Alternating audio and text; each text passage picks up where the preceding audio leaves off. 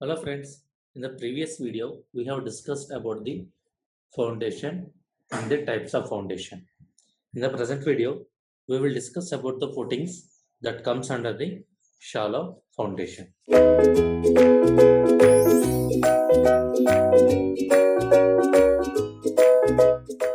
So let me write down, let me draw the classification here in a flowchart. So shallow foundation. First we'll write down the flowchart and then we'll discuss.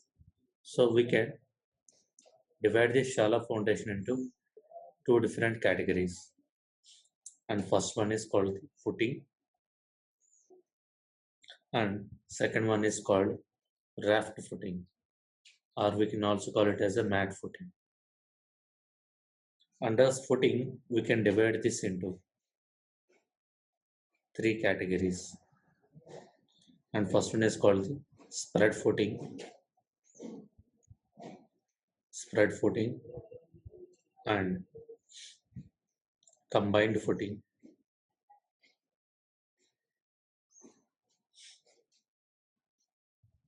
and also strap footings.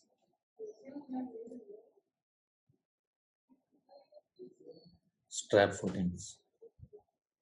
And again in spread footing, we can divide it into a continuous footing or isolated footing.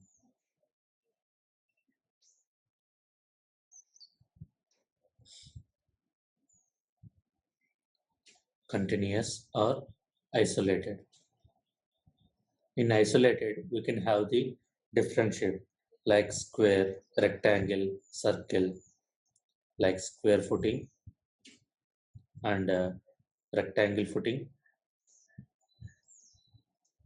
square, rectangle, and circular. So these are the types of footing that comes under the shallow foundation. Now, first let us discuss about the what is meant by raft foundation. That means, suppose if this is your building plot and let us assume that these are the column positions.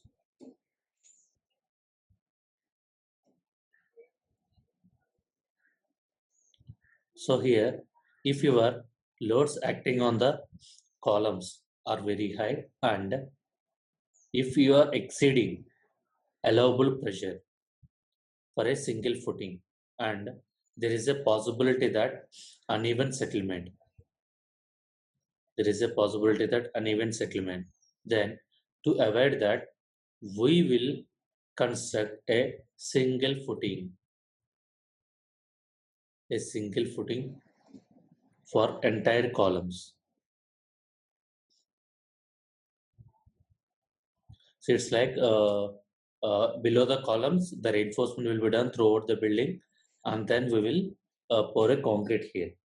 So for the entire all columns, we will construct a same type of, like we will construct with this, like how we'll construct the slab. Imagine I will construct columns and then beams and then we'll keep the reinforcement and then we'll pour a concrete. So just reverse it. That means for all the columns we are constructing in a same combined footing, not combined. Throughout the building plot, we will call it entire columns. So this is what called the raft footing. So mainly this is avoided for wherever there is a uneven settlement. This is what about the raft footing.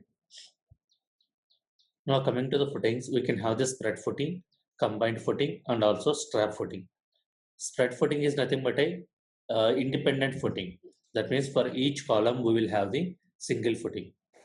So coming to the combined footing, suppose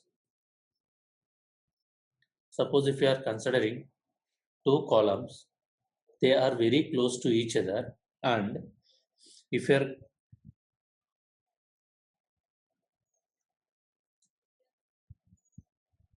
and if two columns are very close to each other, then if the footings are overlapping, then what we'll do is that we'll form a combined footing for these two columns.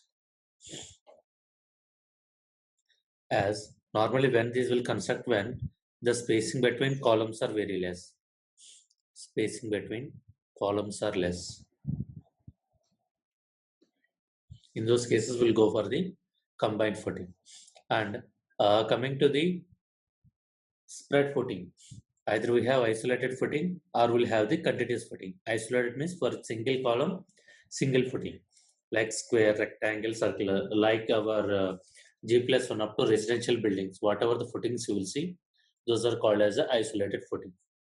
Continuous footing is nothing but along the wall, we will construct a footing. So that is what called the continuous footing.